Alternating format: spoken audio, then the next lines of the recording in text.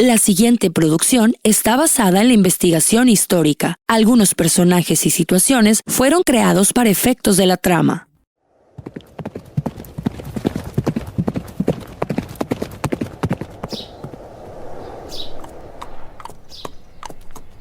¿Es usted Tomás Urrea?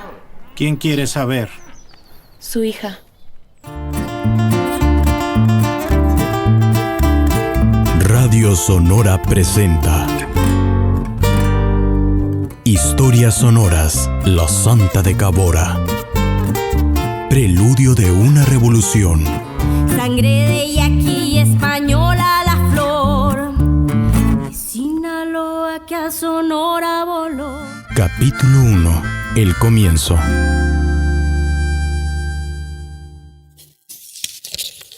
La tierra que pisó por primera vez aún existe. Ocoroni, Sinaloa, vio nacer aquella niña mestiza un 15 de octubre de 1873. En un principio su nombre era Niña García Nona María Rebeca Chávez, pero eso pronto estaría por cambiar. Sus padres eran Cayetana, de origen tehueco, y Tomás, descendiente de españoles conversos. Cayetana era apenas una niña cuando la dio a luz. Trabajaba en el rancho de los Urrea, la distinguida familia de Tomás. Él, por su parte, podía disponer de cualquier mujer en el rancho. No le importaba ni Loreto, su esposa, ni los niñitos nacidos de vientres abultados por el hambre, pues no valían su apellido. Sin embargo, el día que Rebeca Chávez se plantara enfrente, su vida tomaría un nuevo rumbo. Nada había sido fácil para Rebeca. Desde pequeña Cayetana la llevó a Kiwikichi a vivir más cerca de un padre que no planeaba reconocerla.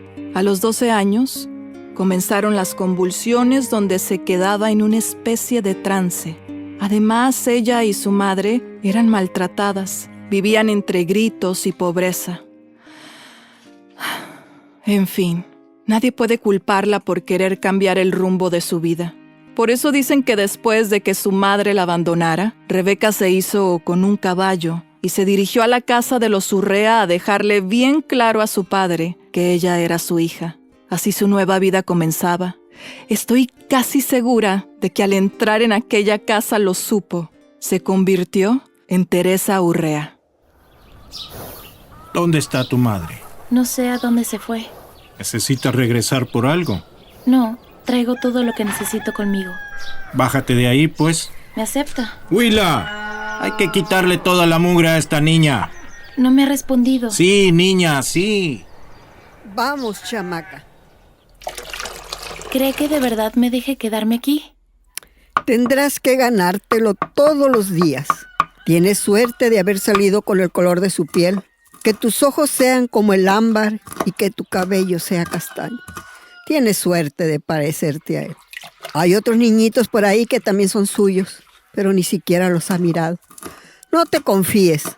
Te puede correr en cualquier momento. ¿Es dueño de todo esto? ¿Para qué quieres saber eso, niña? Es mi padre, pero no sé nada de él. No vayas por ahí preguntando sobre la vida de los hombres. No está bien. Mucho menos vayas a repetir nada de lo que yo te diga. Las tierras de Cabora eran de su tío Miguel. Tu padre era un hombre descarriado que se iba a echar a perder, pero la viuda de su tío, doña Justina, no iba a permitir que eso pasara. Lo que hizo cambiar a tu padre no fue el título de patrón, más bien fue que el apellido se le afianzó bien fuerte en la cabeza. Dejó de ser un jovencito para ser don Tomás Urrea. Tienes que entender, niña, que el apellido que ahora llevas no es cualquiera, es uno importante. Decidiste venir aquí y ahora tienes que aprender tu lugar en esta casa. ¿Y usted cómo sabe tanto? Dios me trajo al mundo como una india yaqui. Yo trabajé aquí incluso antes de la llegada de tu padre. Aprendí de curaciones y medicinas gracias al don que Dios me dio. Y créeme, niña, yo te puedo echar una mirada y saber que estás pensando algo que no deberías.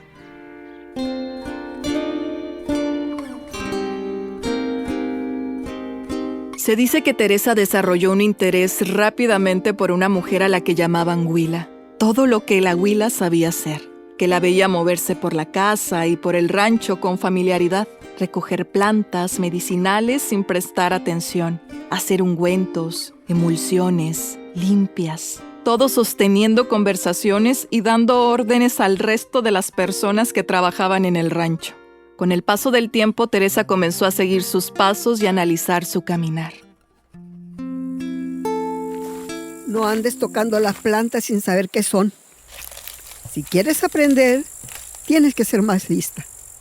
Creí que eran buenas por el color. Hay unas muy parecidas que usted agarra sin usar paño.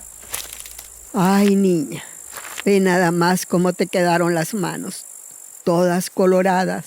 No pasa nada, al menos ya sé qué hacen. Las hierbas que tú dices son más grandes, se parecen, pero sirven para otra cosa. Ya hay un frasco en la cocina, no necesitamos más. Pero ¿sabes si se puede hacer otra cosa con estas? ¿Sirven para algo? Si las agarras con cuidado, las puedes hervir y con eso se curan los dolores de panza. Convendría recoger unas y guardarlas para cuando se ocupen, ¿verdad? Júntalas y vámonos que ya casi llega tu papá del corral.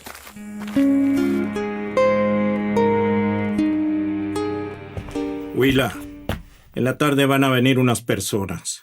Que tengan listo el salón y el café. Sí, patrón. ¿Qué personas van a venir? Niña, ¿qué te dije sobre preguntar sobre los negocios de los hombres? Desde mucho antes de la llegada de Teresa en 1888, Tomás Urrea se había interesado por el más allá. Con el paso de los años, se había convertido en un ávido lector e investigador. En su círculo de amigos se encontraban hombres ricos e intelectuales. Todos ellos cuestionaban a la iglesia y al gobierno e intercambiaban sus conocimientos y consideraciones en reuniones celebradas en el rancho de Cabora. Todo esto bajo la influencia de Lauro Aguirre, uno de los hombres que, sin entonces saberlo, afectaría el rumbo de la vida de Teresa.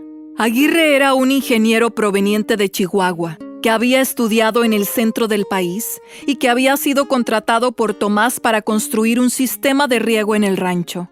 Ambos formaron una entrañable amistad al coincidir tanto en sus ideales políticos como en sus deseos por conocer qué pasaba después de la muerte. La sesión pasada casi logramos contactar con el más allá. Tal vez podamos hablar con mi padre.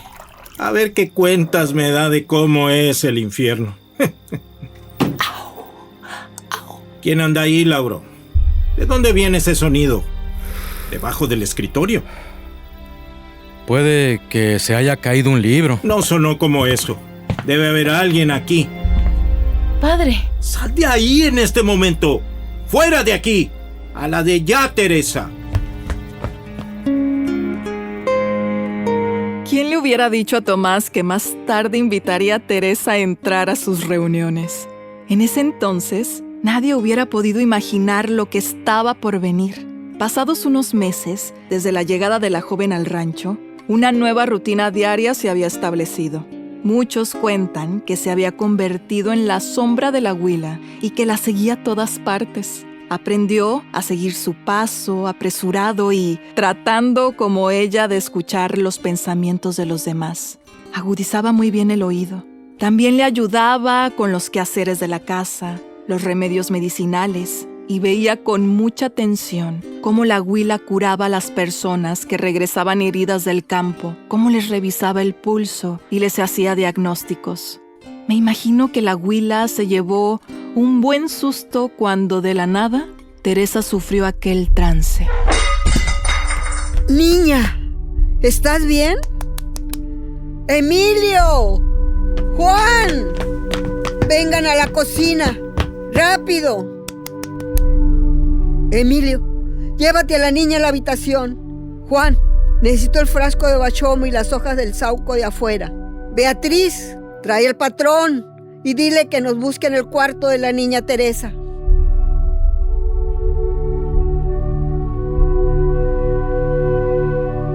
Está muerta. No está respirando, patrón. Emilio, Comiencen los preparativos para el entierro. Que todo esté listo. Pero, patrón... ¡Que comiencen los preparativos, dije! Huila, asegúrate que Emilio y Juan hagan lo que les dije. Sí, patrón.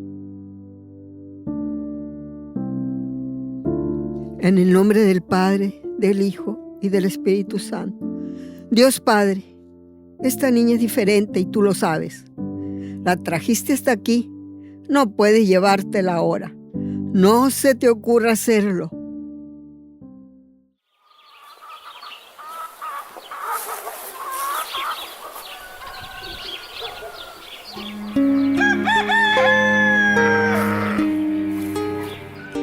Emilio, ve a revisar cómo está la niña. Me da miedo que esté muerta. Qué valiente me saliste. Y tan grande que estás. Ándale, ve. Ya voy.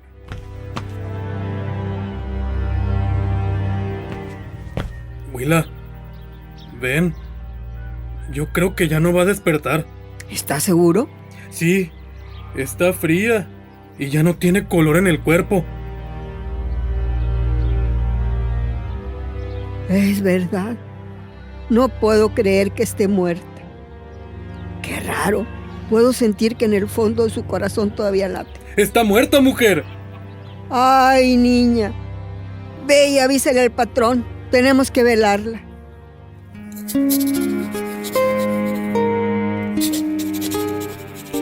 No era extraño para Teresa quedarse en trance. Había tenido el primer ataque cuando tenía 12 años y había temporadas en las que lo sufría seguido. Pero el que sucedió en Cabora lo cambió todo, porque Teresa realmente parecía muerta. Y nadie podía explicar qué había pasado con ella, ni mucho menos por qué. Esa sería la última vez que la ausencia de Teresa pasara desapercibida. Dicen que cuando ya no quedaba ninguna señal de vida en su cuerpo, Teresa despertó.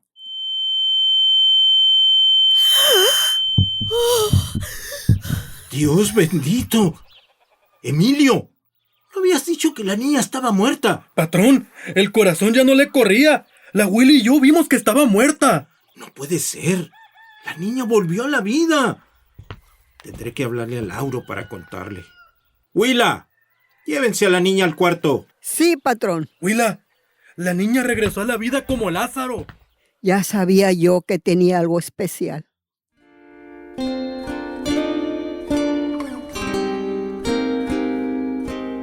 Rápidamente se corrió la voz de que Teresa había vuelto a la vida.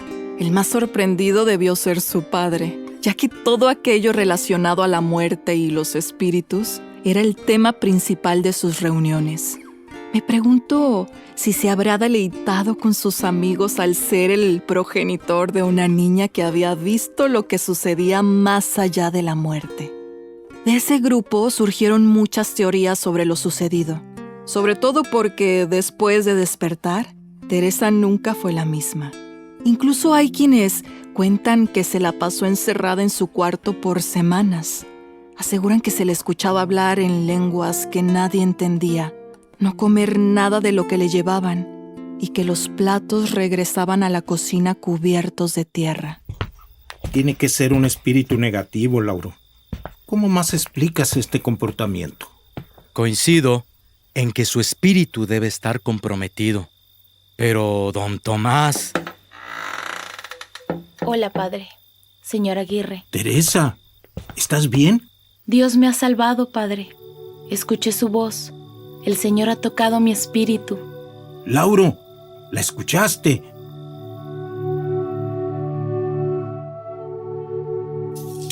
Me imagino que ante los ojos de todos, Teresa se presentaba muy diferente a la niña que había llegado hace unos meses. De seguro el trance la había iluminado de los pies a la cabeza y, quién sabe, tal vez la paz había llegado a su vida. La misma paz que pronto extendería a los otros con sus cuidados. Niña, ¿recuerdas algo de lo que pasó? Fue Dios Padre, Huila. El Padre me habló en sueños. Escuché su voz y su propósito para mí. Todo irá tomando su rumbo para ti, Teresa. ¡Huila! Pedrito se cayó del caballo. Parece que se rompió la pierna. Ya lo traen para acá Julián y los muchachos. Mueve la mesa, Emilio. Niña, vamos, tráeme la raíz de llóreme en agua y pon a hervir el huizache para la inflamación.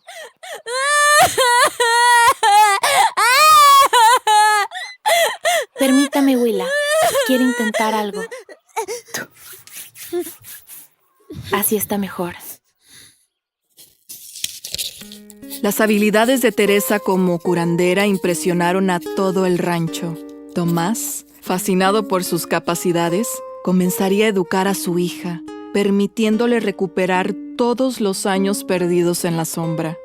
Sin embargo, sería la Huila quien ayudaría a Teresa a desarrollar sus capacidades curativas.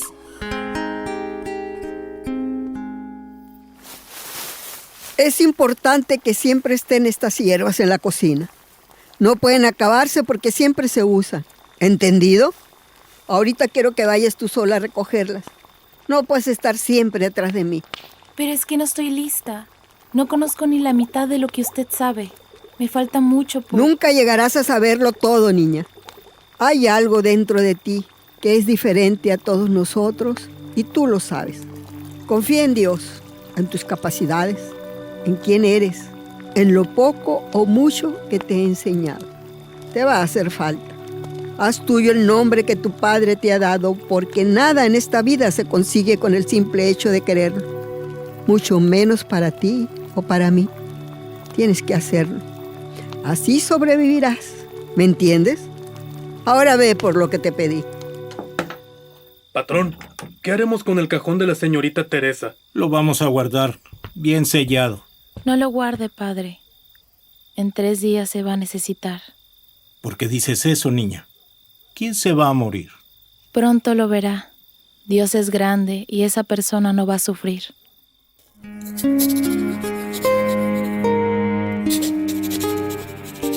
Teresa curaba todo tipo de afección, desde un dolor de cabeza hasta un hueso roto. Además, muchos cuentan que también era capaz de reconocer quiénes estaban próximos a morir gracias a que Dios hablaba con ella. Dicen que presintió la muerte de muchos y la más sorprendente para mí fue la de la Huila, su mentora. Si Teresa confiaba en lo que su padre y su grupo decían, que el cuerpo solo es estacionario, que nuestro espíritu permanece en la tierra y reencarna en un nuevo cuerpo, tal vez el dolor de perder a la Huila se apaciguara con la esperanza de encontrarse con ella una vez más. Probablemente las capacidades para percibir la muerte fueron una prueba concreta y certera de ultratumba para Tomás y su grupo. Lo que es cierto es que el hecho de que Teresa pudiera curar enfermos y hacer predicciones directas de la mano de Dios se esparció por toda la región y no hizo otra cosa más que extenderse. Y pronto pasaría a ser conocida por toda la región como Teresa Urrea, la Santa de Cabora.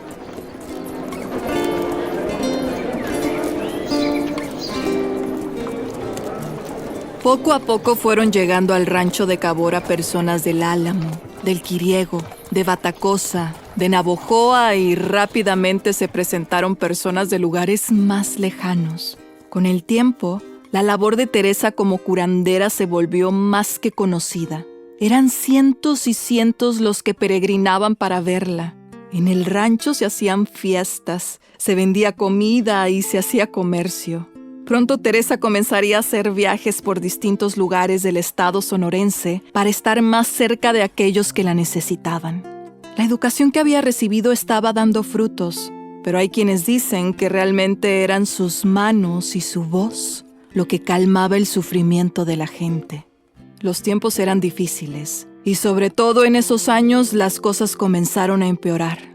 Por eso, cuando Teresa reconoció el parecido que tenían ciertas personas a las que curaba con santos y santas, como San José, San Juan, San Luis, Santa Camila, Santa Isabel, se formaron distintos grupos que alegaban tener habilidades divinas. Había una necesidad de que un milagro sucediera y los aliviara del hambre, de la tristeza, de la desesperanza.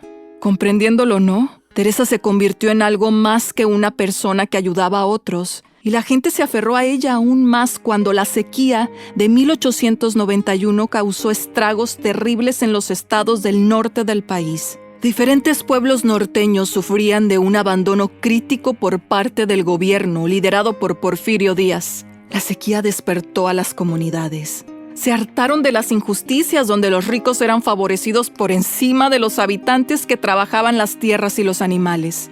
El descontento era grande, sobre todo por las tácticas de opresión que el gobierno ejecutaba ante la búsqueda de un trato mejor. Fue en particular el pueblo de Tomochic, Chihuahua, el que sin temor manifestó su inconformidad. Es impresionante la cantidad de desvergonzados que trabajan para el gobierno. Ya no solo don Ignacio, también el padrecito ese, Manuel Castelo. Hace unos meses que llegó al pueblo y ya se cree mandamás, siempre profesando su odio al prójimo, cuando debería ser lo contrario. Por eso no me arrepiento de que nos haya excomulgado. Es que la llegada de San José, predicha por Santa Teresa, fue una señal divina del Señor para este pueblo. El Cristo de Chopeque lo predijo, Cruz. El poder que le ha dado Dios a Teresita, estoy seguro solo ha sido para protegernos de cualquier hijo de Lucifer. Justamente, aunque no quieran que creamos en Santa Teresita, nosotros no nos vamos a dejar.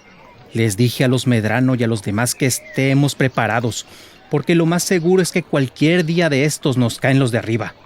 Es verdad, hay que estar preparados. Ese capitán Joaquín Chávez solo atrae problemas y abusa de su poder. ¿Qué necesidad tenía de entrar a mi casa por la fuerza? Por eso el martes que fui a ver a don Ignacio, le dejé muy claro que ya no vamos a respetar sus órdenes. El cargo de presidente seccional le quedó muy grande. ¡Cruz! Tenemos que alistarnos. Nicolás asegura que los pelones ya vienen en camino. Pues no hay que perder el tiempo. Santa Teresita, San José y el Cristo de Chopeque nos amparan. Se dice que la gente de Tomochic era famosa por su destreza en combate, pero esa noche los soldados del ejército eran demasiados. Cruz Chávez, acompañado por sus hermanos y su grupo, huyó y se internó en la sierra. El gobierno activó una alerta para que buscaran a los fugitivos, pero no tuvieron éxito. A finales del mes de diciembre de 1891, mientras los tomoches se dirigían a Cabora para ver a Teresa, se enfrentaron con soldados en el Álamo de Palomares. Si bien libraron el encuentro, Jesús José, hermano menor de Cruz, y Manuel Chávez, resultó herido. Continuaron su camino hacia Cabora, pero Teresa no pudo recibirlos porque se encontraba en Cocorit curando enfermos. Me imagino que Cruz y Manuel estaban desesperados por la vida de su hermano y pensaron que lo mejor era dejarlo en el rancho para que, cuando Teresa regresara, lo aliviase. El grupo de Cruz rezó y, dejando atrás a Jesús José, volvieron a esconderse en la sierra. Dudo que hubieran imaginado lo que vendría después. Cuando Tomás Urrea llegó al rancho, venía escoltado por el coronel Lorenzo Torres y sus tropas. Torres exigió la detención inmediata de Jesús José, y a pesar de la petición de Tomás de ser tratado humanamente, el joven fue asesinado. La muerte de su hermano fue un mensaje bastante claro de lo que les esperaría a ellos si los encontraban. Y sin más, aquella enorme sierra llena de árboles cubiertos de nieve los resguardó por un tiempo. A ver, Cruz, yo creo que ya es hora de regresarnos. Allá nos moríamos de hambre, pero al menos estábamos con la familia. Ya sabes lo que nos espera. Los del ejército nomás nos están esperando para fusilarnos. Sí, Cruz, pero ¿cómo prefieres morir? Aquí, en medio de la sierra, sin que tus hijos tengan un lugar para llorarte, o en tu pueblo, donde al menos sabrán dónde estás. Carlos, no me hagas pensar en esas cosas. Debe haber otra solución. No te contradigas, Cruz. Me acababas de decir lo que nos espera ya. Si de igual modo nos vamos a morir, que ser rodeados de nuestra gente. Teresa nos recordó que el amor a Dios, al prójimo y a nuestra familia es lo más importante. Lo que dice Carlos es verdad, Cruz. Los otros también piensan que debemos de regresar. Aquí hay de dos. Puedes irte con nosotros o quedarte aquí, con tu hermano Manuel. Si es lo que piensan, primero hay que mandar a alguien y que él nos mande noticias de cómo está la situación allá. El 25 de enero de 1892, Crespilio Ortega llegó al pueblo y habló con Antonia Holguín, la madre de Carlos y Jesús Medrano. Se desconoce de qué hablaron, pero lo que sí es seguro es que para el final del día ya había alguien en camino a avisar a Cruz Chávez y su grupo que era mejor regresar. Cuando estuvieron de vuelta, El presidente seccional trató de llegar a un acuerdo con los rebeldes y las cosas estuvieron tranquilas por varios meses. Por otro lado, hacia finales de la primavera de ese año, un grupo de 200 mayos encabezado por Miguel Torigoqui y Juan Tebas, después de que los arrendatarios de sus tierras no quisieran pagarles, se manifestaron para exigir que se les diera el dinero correspondiente.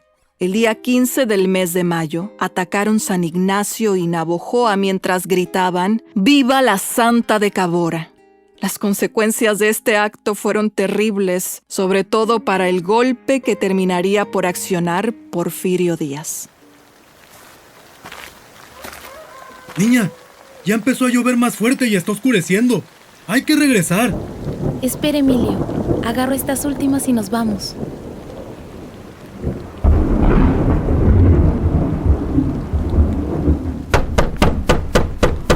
¿Quién será a esta hora? Niña Teresita, ayuda, por favor. ¡Abran esa puerta! ¡Rápido! ¿Qué pasa, mujer? Mi esposo se está muriendo y necesita que lo revisen. Está muy mal. ¿Y los demás? Señor, es que no querían darnos el dinero de las tierras. Ellos nomás estaban defendiendo sus derechos y el presidente municipal y los otros les atravesaron el cuerpo con sus balas. Necesitamos a la Santa, por favor. Lorenzo, ¿dónde está Teresa? Ya estoy aquí, padre. Señora, ¿dónde está su esposo? ¿Hay más heridos? Todos están afuera, señorita. Padre, ¿puedes permitirles entrar a tu casa? Por favor, debo curarlos.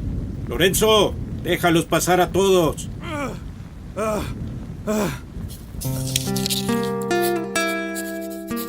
Me pregunto qué habrá pasado por la mente de los soldados. ¿Serían conscientes siquiera de que los indios a los que mataron le dieron nombre a su municipio? La casa de Nopal está manchada con la sangre de su gente. Hubo muchos mayos que, a pesar de no pertenecer al grupo que se había levantado contra el gobierno, fueron asesinados por el general José Tiburcio Otero, llegado a Guatabampo el 17 de mayo de 1892 y quien, 2 días después, se presentó en el rancho de Cabora junto con el general Abraham Vandala para detener lo que ellos pensaban era el fuego de una rebelión. Estoy seguro de que esto es un malentendido. ¡Padre! Teresa, es un malentendido nada más. Apréndala de inmediato. Teresita de Cabora. Historias sonoras. La Santa de Cabora es una audioserie producida por Radio Sonora. Interpretada por Laura Andrea, Melissa Quintanilla Robinson, Juan Manuel Loaiza, Iván Gil Salas. Con la participación especial de Emilia Morales, Emanuel Quintana, Eric Arana, Daniel Rodríguez, Yari Tapia, Lirio Bickerton. Escrita por Ariana Galvez, Mavi Barragán y Daniela Bourne. El tema principal es de la autoría de Jesús Acuña, interpretado por Susana Almada. Música original por Rubén Torres y producida por Carlos Ayas. Asistencia de producción, Oscar López y Ángel Esquer. Realización y dirección, Luisaldo Romero Martínez. Agradecemos por las atenciones prestadas a la producción. El Colegio de Sonora, el Boletín Oficial y Archivo del Estado de Sonora, la Banda de Guerra del Colegio de Bachilleres del Estado de Sonora, Plantel Ernesto López Riesgo.